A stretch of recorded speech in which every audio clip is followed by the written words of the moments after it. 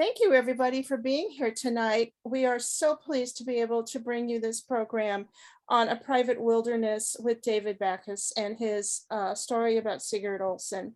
And I want to thank our partner tonight, Judy Woodward from the Ramsey County Library's Roseville branch. So, Judy? Well, I'm so pleased to be here. I'm Judy Woodward, the History Programming Coordinator for the Ramsey County Library. We have been partnering both online and in person with the Ramsey County Historical Society for quite a few years now.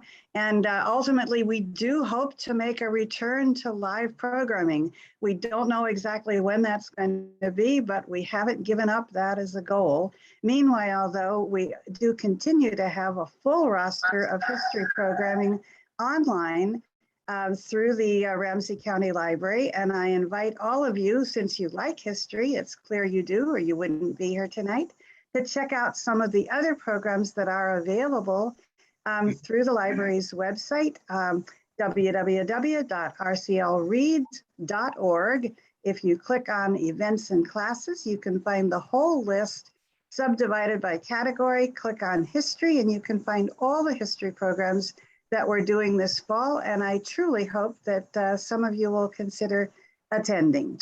Meanwhile, I'm looking forward to this event tonight, and I'm going to turn the virtual podium at this point back to Robin. But I guess I should also, well, no, I think I'll just turn it back to Robin and become a member of the audience and listen with interest. So thank you very much. Thank you, Judy. And we are always so pleased and so honored to be able to be a partner with the Ramsey County Library System. So again, thank you all for being here tonight. This is a wonderful program. It will be recorded and on our RCHS YouTube channel within a few days or the first part of next week. So just some reminders, please keep your microphones and cameras turned off. And feel free to type any questions or comments in the chat, and I'll be able to read those off for David to answer. So after the program, when we turn off the recording, you can turn on your microphones and cameras so we can all chat together. I want to thank those of you who are members of the Ramsey County Historical Society. We rely on the support of members and friends like you to continue to present these programs and all of our other efforts. And there are some great benefits to joining, including our quarterly magazine, Ramsey County History. And you would also get a member email with information on all of our upcoming events. We have some great things coming up in September this year. So again, it's www.rchs.com. We are a nonprofit, but we missed the .org. So I have a statement that acknowledges this sacred Dakota land. Minnesota Makoche, the land where the waters are so clear they reflect the clouds, is the ancestral and contemporary homeland of the Dakota people. It is also home to the Anishinaabe and other indigenous peoples. The Ramsey County Historical Society acknowledges that its sites are located on and benefit from these sacred Dakota lands.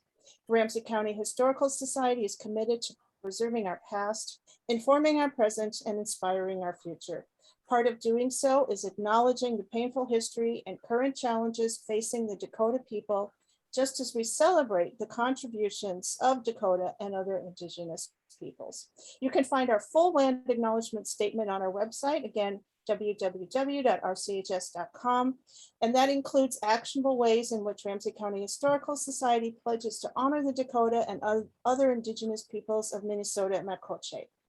We are committed to presenting the stories and histories of all in our community, and I'm so pleased to bring you tonight's program with David Backus because I love Sigurd Olsen's writings, and I was really excited to get the copy of this book, A Private Wilderness, about his process, and I'll let David talk about that.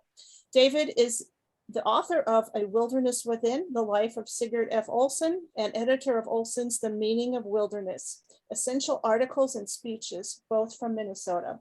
In 2015, he retired as a professor of journalism and mass communication at the University of Wisconsin-Milwaukee. So thank you, David, for being here tonight. Thank you. It's great to be here. I will get my screen going here.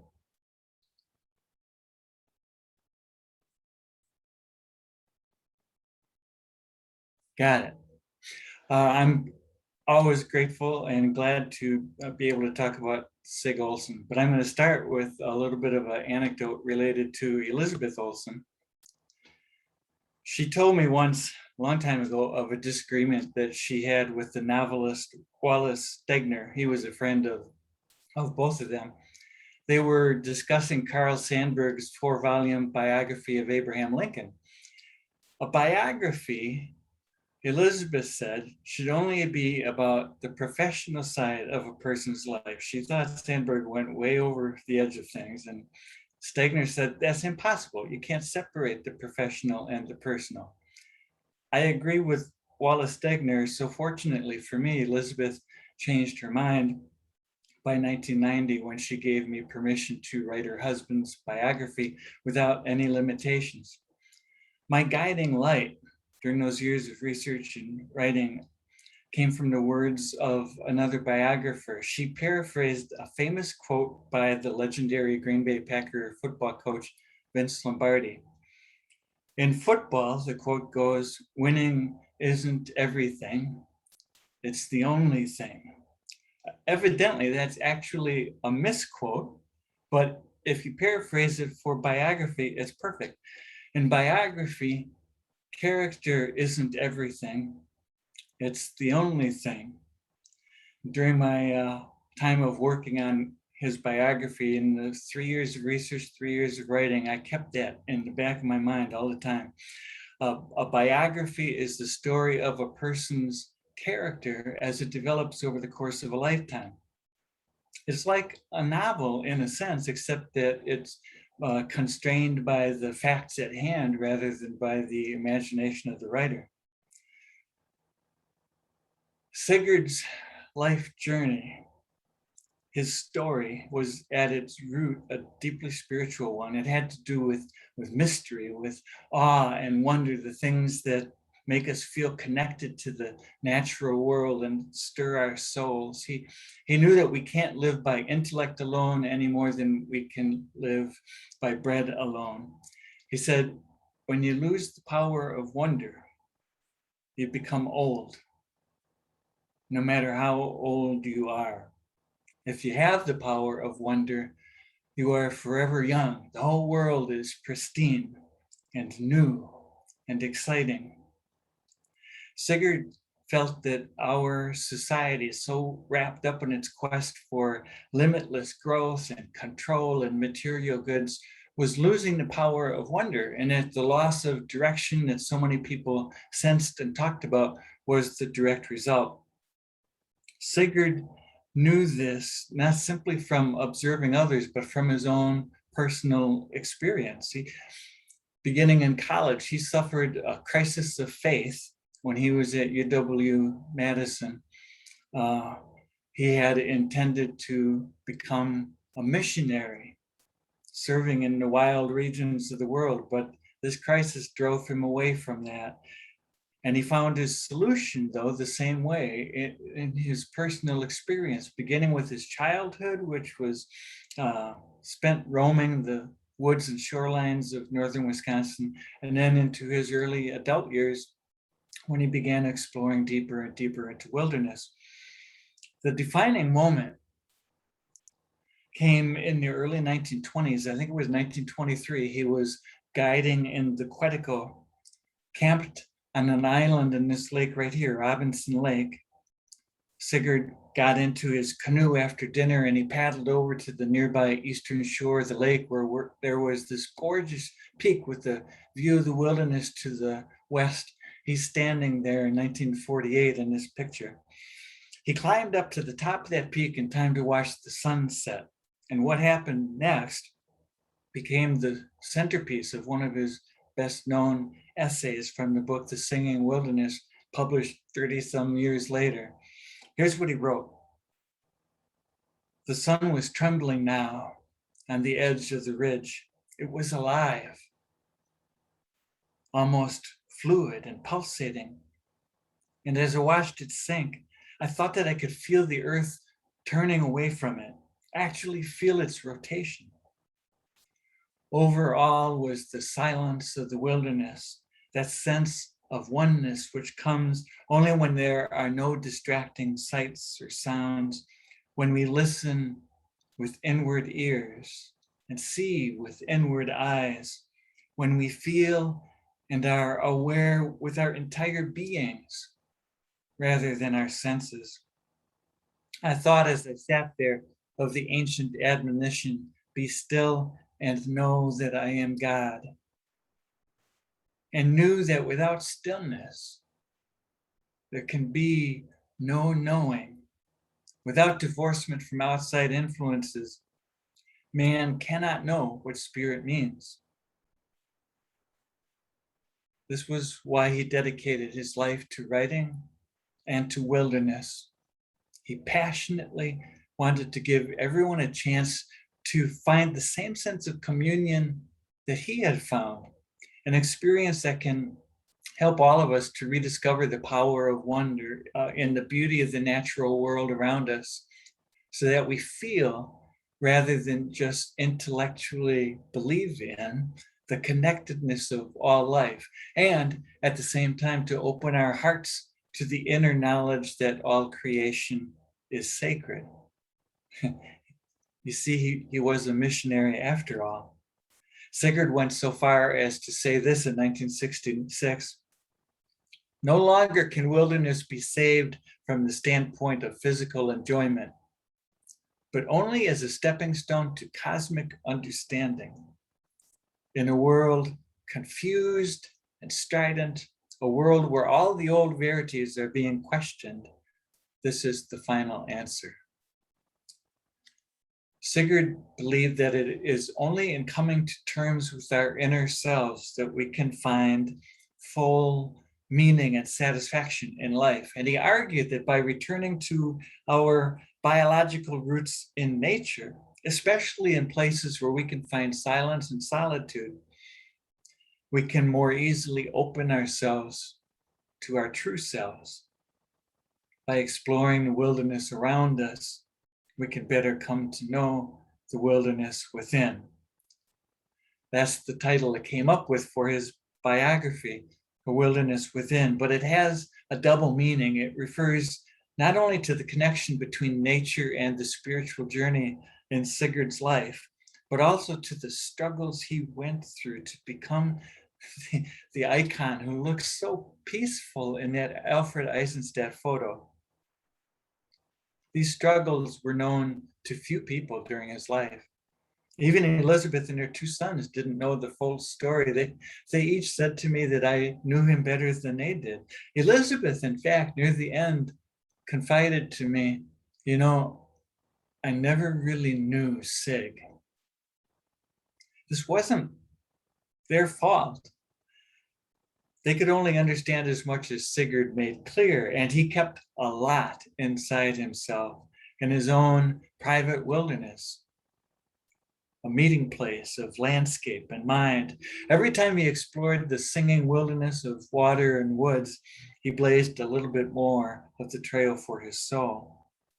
And along the way, he poured out his pain and frustrations, and sometimes wonder and joy on scraps of paper that he kept in manila folders. These became key to my biography of him because they shine a bright light on his character. But while I detailed all of these struggles in that book, and I quoted in many places from his journals, it's not the same as reading the entries yourself. The biography is my telling of the story of his life after the fact, using all of the evidence that I could get. This new book, however, presents the story of, it's the heart of his journals. It's the story that he was writing as he was living it and not knowing where it was going to end up.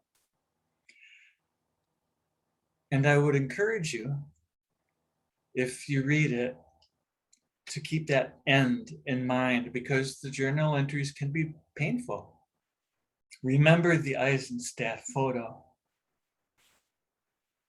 Remember that Sigurd, at the age of 57, achieved his goal of becoming an author, and that his first book, The Singing Wilderness, made the New York Times bestseller list. remember that he found the fulfillment he sought, and he became the person that he knew he had to be.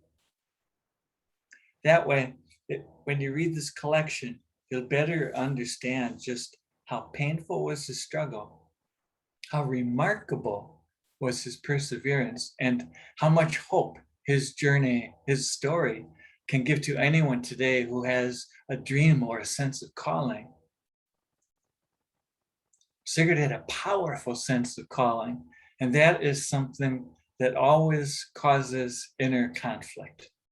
Those who have it always feel at least somewhat isolated. They don't fit in. Few among their families and friends understand them at much more than a superficial level. They have strong creative urges, but struggle to use them. And if they have a family, these creative urges and sense of deep calling can come into direct conflict with the emotional and financial needs of those who are closest to them. Sigrid Olsen experienced all of this, along with the awe and wonder of wilderness.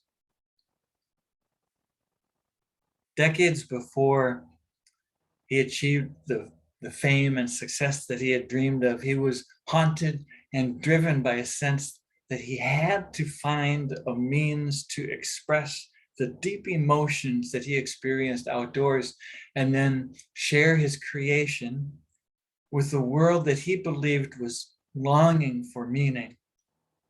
It drove him to heights of exaltation and to fits of despair. Take this quote, for example, which he wrote at the age of 34.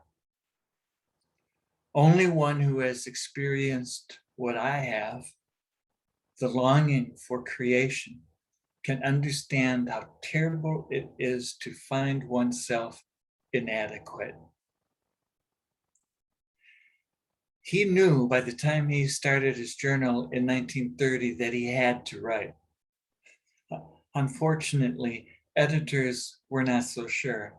Much of his journal then details his struggles in becoming not merely a successful writer, but a messenger of the spirit. He could write fishing and hunting stories for the leading outdoor magazines of that time period. And in the 1930s, he became reasonably well known among readers of Field and Stream and Outdoor Life and Sports Field. He had an article in this issue here called Let's Go Exploring. But that kind of writing soon bored him. His calling was deeper. So he began to write essays along the lines of what you're probably familiar with, including early versions of Grandmother's Trout and Easter on the Prairie, things he became famous for. But all he got for them in the 1930s was an occasional compliment. The editors always said there's no market for this kind of thing. Writer friends of his and literary agents who he consulted with encouraged him to try writing short story fiction for leading national popular magazines such as the Saturday Evening Post or the Atlantic. They paid significantly, and if he wanted to be able to support his family just on his writing, he needed that kind of market. The outdoor magazines paid a pittance and he couldn't sell the essays. So he tried. He wrote stories about outlaws and trappers and loggers and rangers. They were crude pieces with random action and very little plot or character development. He tried writing these things for 20 years and almost always received scathing rejection letters. So what was he to do? He had this urgent sense of calling. How was he to achieve it, to live it? He debated the possibilities endlessly. At times, he thought he should go into scientific work, either as a university professor or as a field biologist for one of the federal agencies. At least that latter would get him outdoors a lot more than he was able to get outdoors in his teaching and administrative work at the Ely Junior College. But every time he tried to push himself in that direction, he hated it. I hate the very sound of the word ecology, he wrote at the end of 1931 while he was in the middle of earning a master's degree in it. Even so, he couldn't just drop the idea. It kept returning over and over in his journals like some undead lab creature in a horror film. He went through a brief phase of thinking that maybe he should become an artist. If he can't sell his word paintings, maybe he could sell watercolor ones or oil ones. No, he even tried to persuade himself to enjoy what he was doing, being a junior college professor and then dean. He knew he was good at it and that he was making a difference. He told himself many times he should give up writing, focus on what he was good at, and let go of the angst that came with his sense of calling. But as he asked himself just before his 41st birthday, could I forget my wanting to write? No. His need to write always reasserted itself. That's the thing with callings. Move away from them, and restlessness and even despair follow. Move toward them and accept them, and peace and joy follow. Well, not always, and maybe not even often, but often enough to hook you, to draw you toward their beauty and to make it almost impossible to let go of them. To abandon them is to abandon yourself. And that is the one thing Sigurd Olsen could not do. Because the wilderness sings. And he heard it. He wrote, I am a harp on whose sensitive strings the winds of the world blow, and my task is to set to music the strains I alone can hear. I must give ear forever to celestial music. Each day when I go abroad, I must look for it and try and catch the strange something. I want to read several excerpts to you. The first is from the beginning. He began his journal in January 1930, 3 months before his 31st birthday. It was a moment of spiritual and emotional uplift and confidence for him. On January 14th, he wrote, the search for truth has ended. Now I know where I stand. Well, that beautiful moment faded over the next couple of months. 3 days before his birthday, he wrote, it is nearing the end of my 30th year, and I hope the end of a gloom which has been withering my spirit for many days. I know what it is all about. I know myself too well not to know. My story has come back from the Atlantic and from Harper's, and there is very little chance of its being taken by any other. I feel that my writing is more or less of an illusion, that there's no use in my going on, and I might as well give it up. But here is the rub. The instant I come to that decision, foreboding overtakes me. Life becomes purposeless and empty. My ideals are gone. And I become, instead of the animated naturalist alive to the beauty in nature, a dead, unfeeling automaton. The instant I stop writing, I am unhappy. I've been out of the harness now for several weeks, and how unhappy I have been. Contrast my mood of today with the joyous exuberance that is mine when I'm working on a story. It must be that I have it in me. I can't be all wrong all of the time. I know that no sustaining happiness is mine unless I'm writing and expressing myself in some way. My whole attitude toward life changes. Everything becomes animated and beautiful, and all life and nature is filled with beauty and divine meaning. The instant I stop, it loses all of its glory, and life becomes drab. I should know by now that writing is my only salvation. 9 years later, in February of 1939, as he approached his 40th birthday, he wrote a couple of powerful entries that describe his need to write. First, this undated one. It will not make much difference if I don't write anything worthwhile from a financial standpoint. I must write to keep my sanity. Writing is the insulin of a disease of long standing. I must take my regular dose or go under.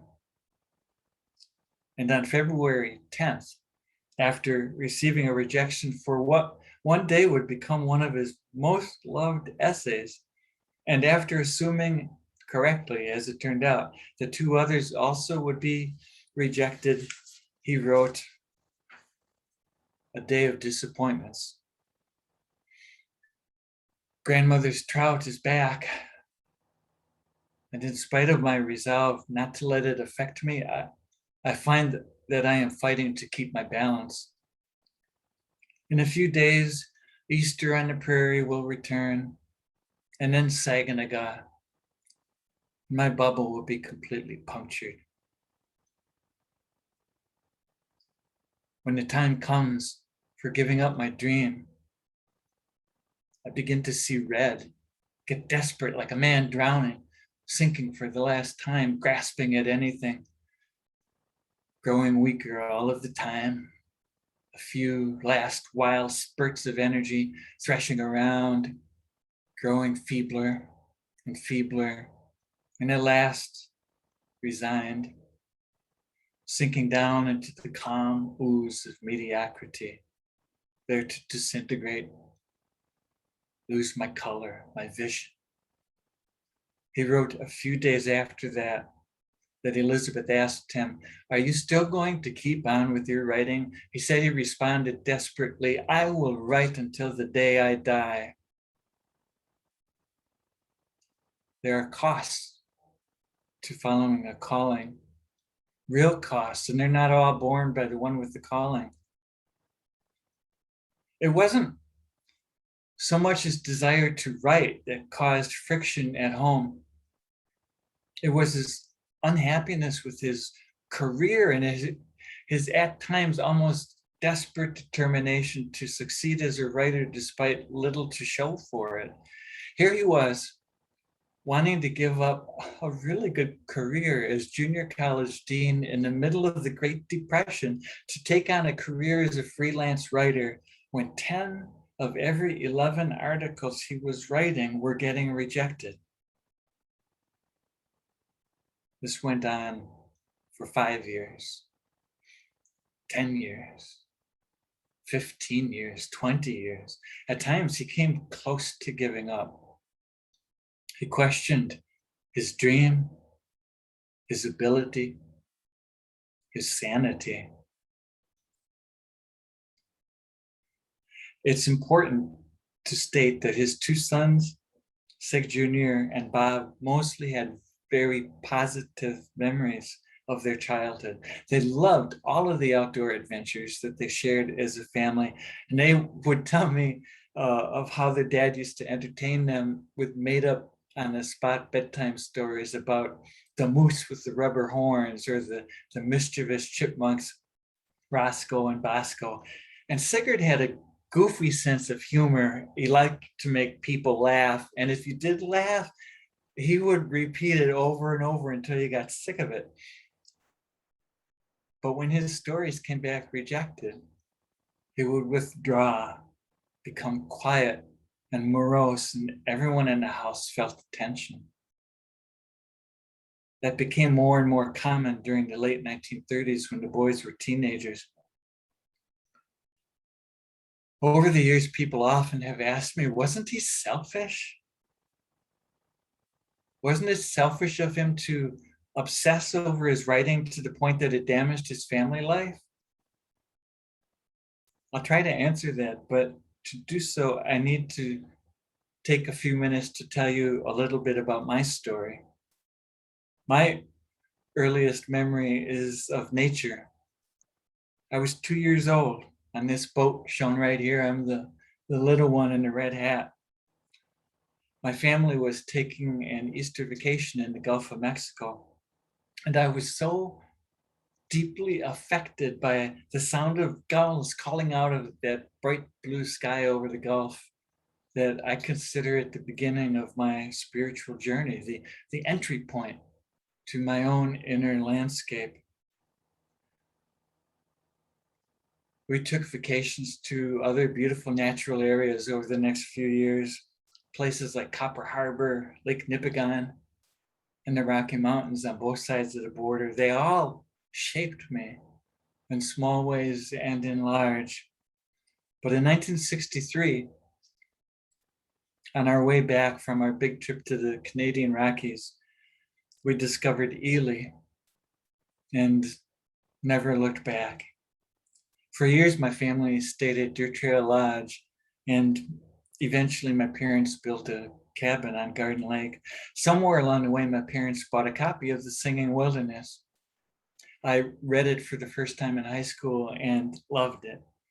When I started college at UW-Madison in the fall of 1975, I thought I would enter some environmental field of one sort or another. I really thought I wanted to be a park ranger, but I was not prepared for the rigors of that university. I have told this story before and it's kind of long, so I won't say it tonight, but suffice it to say, I was in danger of flunking out, and my grade point made it impossible to do the things I thought I wanted to do.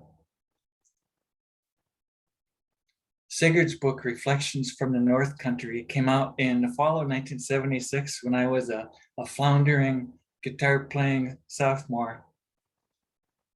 I thought my dad would enjoy it, but I bought it for him for Christmas, mostly so that I could read it over my break.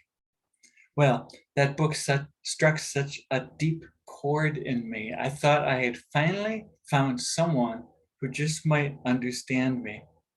And so in February of 1977, when I felt like quitting school, but I couldn't talk to my parents about it, I sat at my desk in my dorm room just to my left in the picture there and wrote to Sig.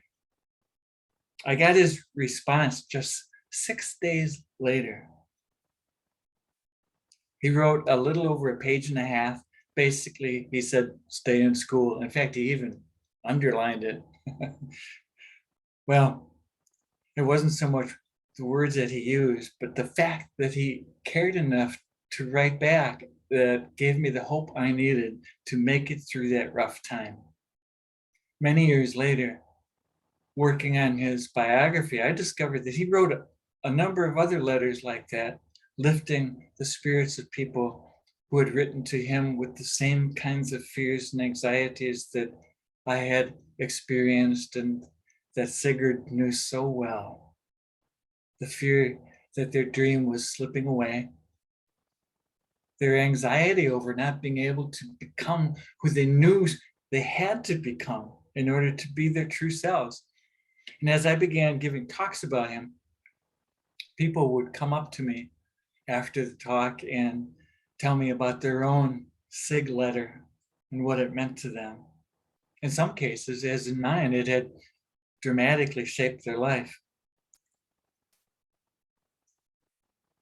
This photo of me with my oldest child was taken in 1985. I had completed my master's thesis on Sigurd 2 years earlier and was working on my doctoral degree. My dissertation was a cultural environmental history of the canoe country. And so, of course, Sigurd played an important role in that. That little girl there, next year, she'll turn 40. I've been writing and speaking about Sigurd Olsen for a long time. If he hadn't written that letter to me, I would not have spent most of my life writing and talking about him. But that's not the most important thing. If he hadn't written that letter, I'm not sure that I would have finished college. I know almost certainly I wouldn't have gone on to grad school and become a professor. That's not exactly the most important thing either. It's something related. The thing is this, his letter gave me the hope I needed, not simply to finish college. It gave me the hope I needed to be stubborn, to not give in to the expectations of others around me who didn't understand that I too felt a calling and would never find fulfillment until I followed that calling wherever it led as best I could. At the time, it was vague, frustrating, and even in my early grad school years, I kept wondering if I was making a mistake, if I would ever really find my calling. I knew some of that frustration and anxiety that Sig felt. Elizabeth once told me, you know, David, you're a lot like him. That unnerved me because she spoke it as a truth that has two edges to it. Following a calling is a challenge not only for the person who has to follow it, but for those closest to them. Those early decades often were very hard on Elizabeth. They had been married 8 years when Sigurd started his journal. And even though that first month, January of 1930, had a lot of references to what Sigurd called his Winter of Rejuvenation, there was enough tension in the background that on January 23rd, he wrote this: Elizabeth keeps worrying about me and my work. I'm putting nothing into it. All my energy is going to dreams. She spoke of divorce to relieve me of my burden and her of her worries. His response? He wrote, I smiled. In due time, she will see where my energies have gone. I have not been wasting my time. I have been employing every minute to good advantage. She couldn't understand him, but he couldn't quite understand himself either. Listen to this entry from the end of 1933. He's 34 years old. And think of it from Elizabeth's perspective as well as his. I have the terrible urge for self-expression. I can't do anything without having it ride me. If I go anywhere, I fret away the time because I have no opportunity to write. If I go out with other people, I will sit in a corner and read, letting them play cards. I act like a neurotic, and the waste of time is terrible to me.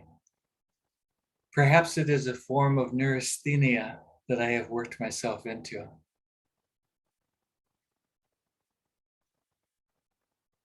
There is no Sigurd without an Elizabeth.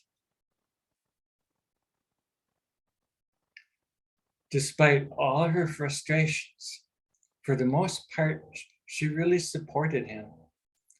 She agreed to use up their savings in 1931 during the Depression to move for a year to Illinois because Sigurd thought maybe getting a master's degree would be the answer. Well, as I said earlier, he hated it. And yet, several years later, he spent months agonizing over whether he should get his doctoral degree at UW-Madison. He would have become Alda Leopold's first doctoral student. Elizabeth would have said yes. In fact, Sigurd recorded several occasions where she encouraged him to quit his job and try freelancing. He couldn't do it. And his indecision was very hard on her. Still, she read his drafts of articles and essays and obligingly offered her suggestions, honestly enough that sometimes he got angry. She liked best when he wrote the kinds of things he eventually became famous for, and that gave him hope. Mostly, she just wanted him to be happy. and was more willing than he was to take chances if that would help.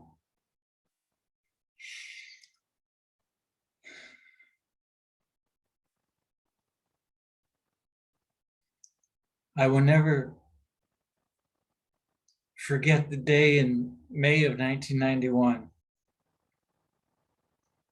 I was sitting out at his desk in his chair in his writing shack, reading his journal entries.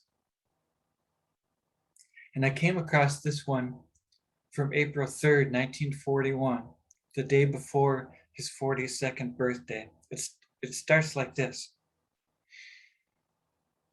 Another birthday in the offing. And if anything, more tortured and distraught than at any other time in my life. I have felt suicidal before, but never anything like this. I hope and pray that this will be the end, that my 42nd year will see the finish to the dull pain I always carry with me.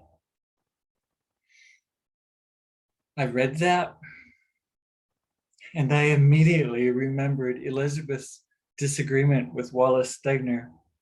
I knew I had to include it in the book, and I feared Elizabeth would say no, and that this book I knew I was called to write would be dead in the water. I literally said out loud, "Oh shit." I knew I had to go into the house and find her and talk to her, but I bought myself just a moment of time by turning to the next journal entry, which happened to be the very next day. And that one started like this. This is April the 4th.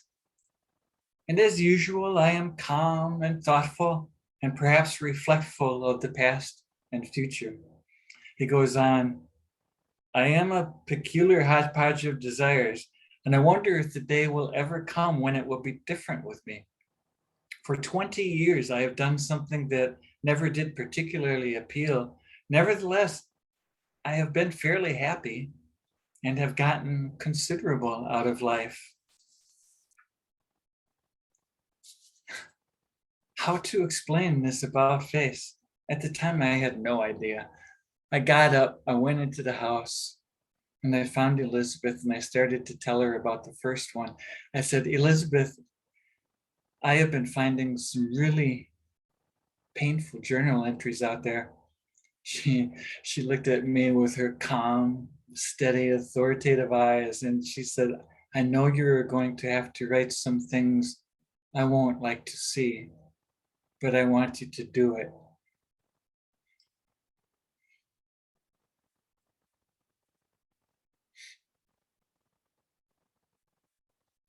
Sigurd became the icon, but Elizabeth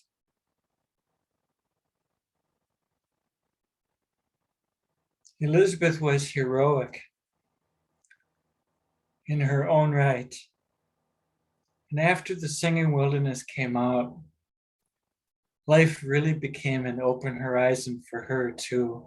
She loved meeting all the people who came to the house, from Supreme Court justices and senators to shy college students like me. She loved entertaining. She kept a good protective eye out on Sig. And after he died, people continued dropping in at the house or stopping if they saw her in town. She became a source of hope and inspiration for young people in her own right, especially young women, which is why in my first novel, she gets a cameo. Yes, some of Sigurd's words make it into the book, but Elizabeth makes it in person at the Chocolate Moose, surrounded by a group of young women who are enthralled by her.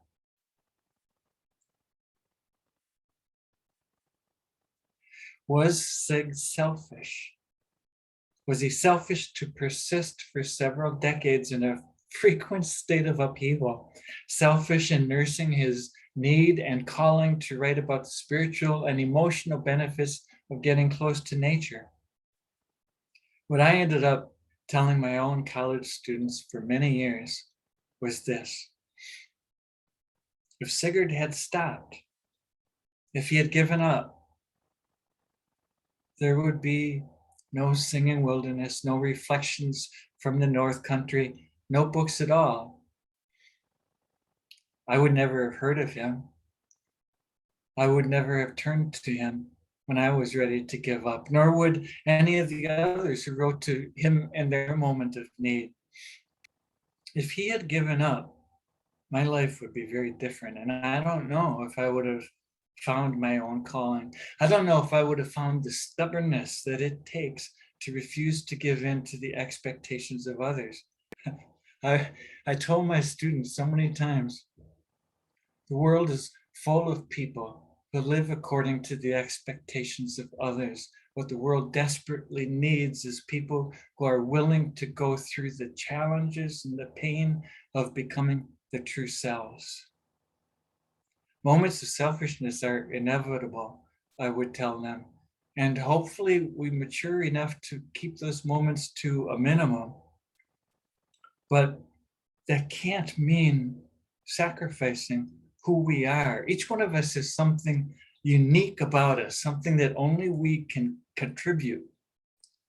Maybe our calling will affect just one other person or a few. Maybe it'll affect millions. In reality, it doesn't matter if we don't find it and follow it as best we can. That difference will never happen, and the world will be poorer for it.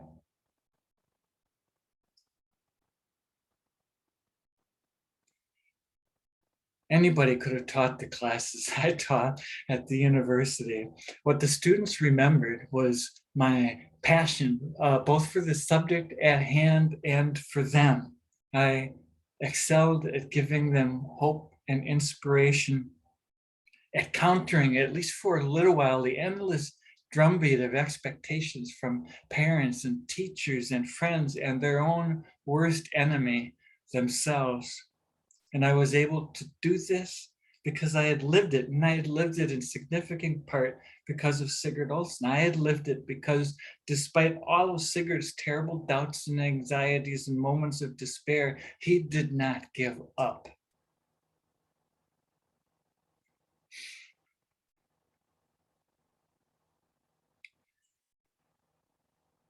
That's why I wrote his biography. I am so grateful, and I hope his life story will encourage others to be stubborn, to not give up, to become their true selves, to make the difference that only they can make. Thank you.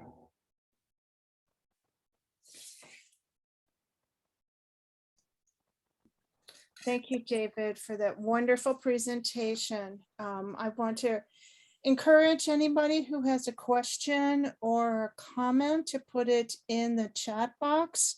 And if you don't already have a copy of A Private Wilderness, please see Subtext Books in downtown St. Paul. They're carrying the books, and the link is in the chat as well. So we do have a question, David. Judy said Wallace Stegner is one of her favorite authors. Could you talk a bit about his connection to Sigurd? How did they come to know each other? We came to know each other in, I don't remember the year, but some point in the 1960s. They were both on the National Park Service's advisory board at that time. And so they spent time with each other at those advisory board meetings. And then I think at social events outside of that too.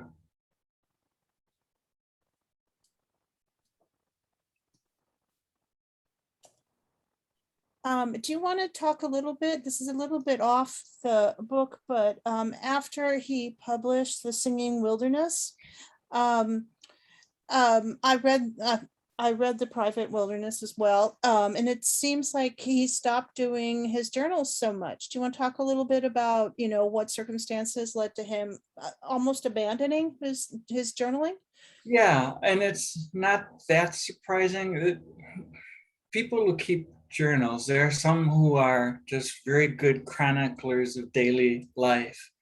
Uh, but there are some people who keep journals. They might record some great moments, but they often are most likely to write journal entries when they're unhappy about something or they're trying to figure out what to do about something. That was Sigurd's type of journal keeping for the most part. And so he wrote most of his entries during these years where he was really struggling to find himself and become who he knew he had to be, and with all the frustrations along the way. Now, occasionally he would also write about just nature experiences that he had too, but mostly it was about trying to figure out how to become who he knew he had to be. And by the late 1940s, the journal tapers off after 1941, and then it jumps up again 1946, 47, and then it pretty much drops for good after that, just occasional things. And in 1948, he became a spokesperson for the movement to preserve the boundary waters. And at that time, the fight was, I did my master's thesis on this, on the fight to ban airplanes from the canoe country. And Sig was the public face of that fight.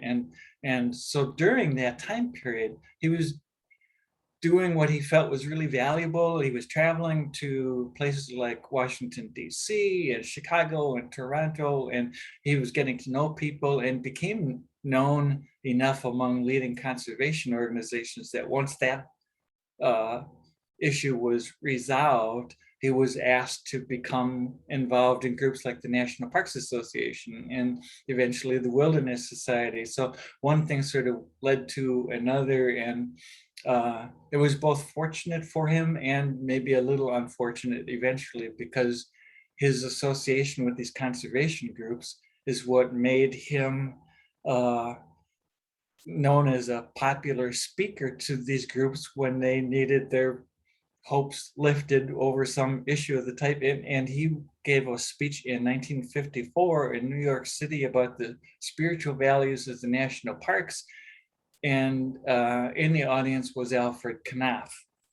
And Knopf wrote to Sig saying, I wonder if someday you might have a book for me. And well, as it happened, Sigurd had been sending this manuscript out and it kept getting rejected. So he sent it to Knopf, and Knopf took a chance with it, and it became a bestseller.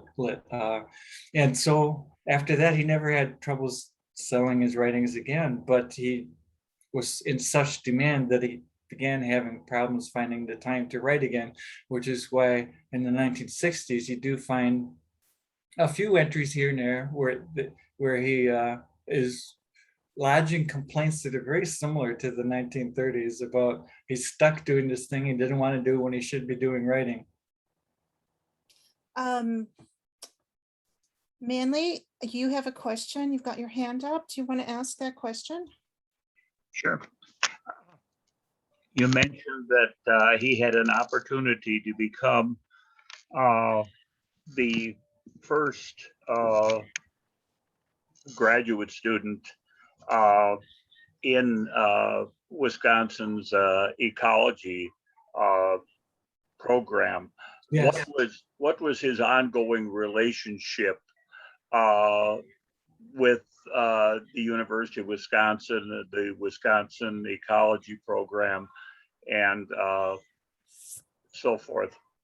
Well, he completed his undergraduate degree there in 1920, and he came back briefly in 22 after he and Elizabeth got married in August of 1921, 100 years ago, August 8th. And he went to graduate school in geology in Madison. He started in the fall of 1922, but it was one of his first times of saying how he hated it. And he left early in 1923, in part because he just felt like it wasn't for him, but also Elizabeth was pregnant and he felt he needed to earn money. That's when he got a job teaching at the high school in Ely. So I don't know how much contact he had with the University of Wisconsin between then and about 1934, I think it was, when he first got in contact with, or Leopold got in contact with him, I believe. He had a possible fellowship to do doctoral research and get his degree there under Leopold. And Sig agonized it, as I said, for several months, and ultimately he couldn't even quite make a decision. And then it turned out that it was really pretty much made for him. Aldo had misunderstood Sigurd's financial position, and as it turned out, Sigurd, because he had a job, wasn't eligible for this fellowship to begin with. So it ended up a little bit of a fiasco.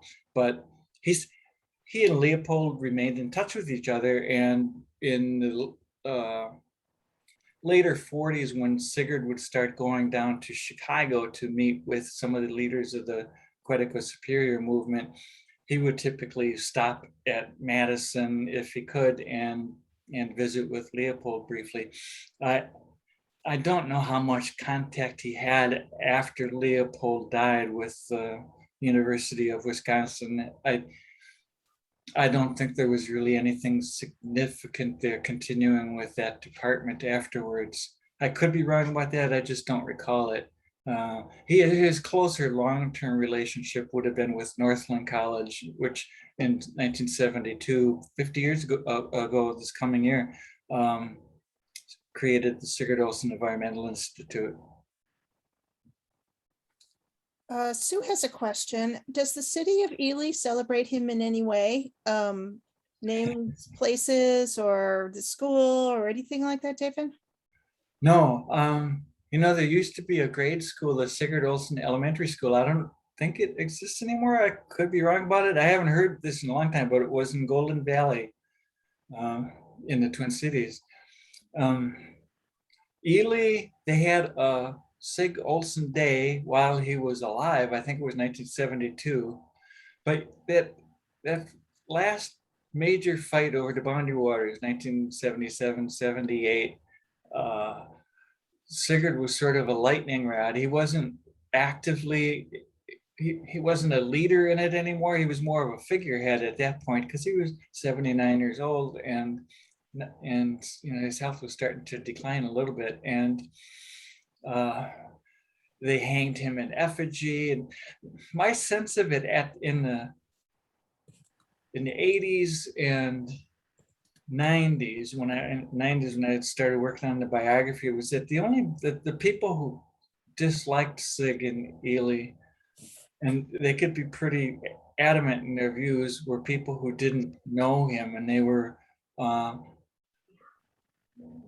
not his generation. The people who knew him from his generation, even though they might have fought with him on issues, they respected him as a person. So I think you see the Listening Point Foundation, it has a presence in Ely, and I don't sense the kind of animosity up there that there used to be towards him, but I also don't sense a real embracing of him from Ely at large. But I think it's slowly changing too. Are there any other questions right now? Okay, what I'll do is thank you, David, and thank you everybody for being here.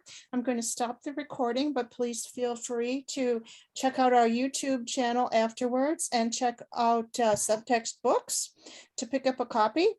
And we can stay on for a few minutes after the recording. So again, thank you all for being here.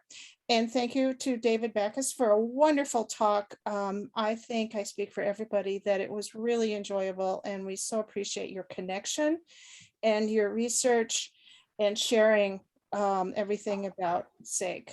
Thanks. I love doing it. Thanks for everybody who listened tonight.